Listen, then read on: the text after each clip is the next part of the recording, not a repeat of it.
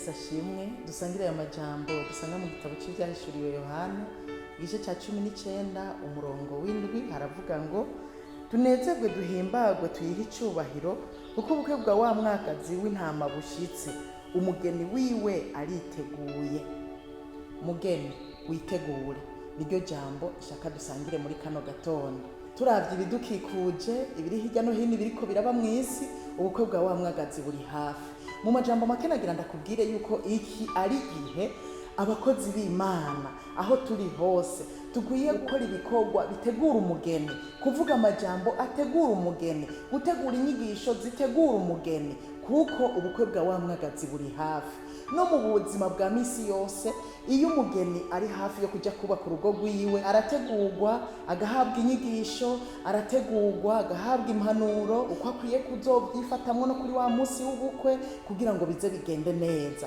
Ariko nawe nyene ubwiwe aritegura mu nyambaro, aritegura mu mvugo. Burya umugeni yakowe ntiyifata uko ariko kose, ntavuga uko ariko kose, ntasubira kugendana n'abari bo bose, aratandukanya abagenzi, kuko uwamukoye abonye agumana n'abantu arashobora gupfuha. Nico gituma umukobwa yakowe yitandukanya n'abagenzi abari bo bose, cyane cyane abandi basore aritandukanya nabo, kuko uwamukoye ashobora kubona bari kumwe agapfuha. Rero aritegura. Ubukwe bw'imirije naho aritegura neza. Ikintu ca mbere ategura ibyo azotwara kuri uwo mukwe yamukoye. Kiba ari igihe c'uwo mugeni cyo gutandukanya ivy'ingirakimazi n'ivy'imburakimazi, akabitandukanya. Mwari muzi ko arico gihe tugezemo?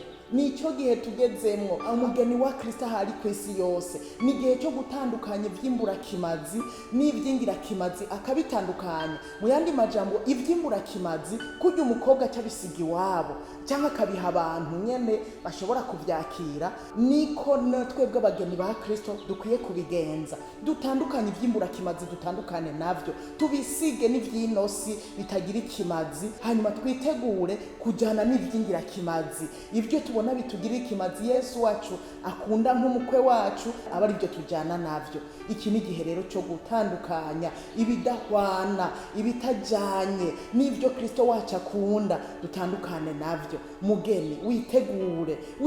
Iki nico gihe ubukwe bwa wa mwagazi w'intama buri hafi. Umugeni wa Yesu ahari hose kw'isi yose witegure usome ijambo, witegure usenge, witegure mu ngeso zawe. Ivyo ubona bitagira ikimazi ubisige n'ivyinosi, hanyuma tuhitegure gusanganira umukwe, kuko ubukwe bwa wa mwagazi buri hafi. Yesu aguha umugisha.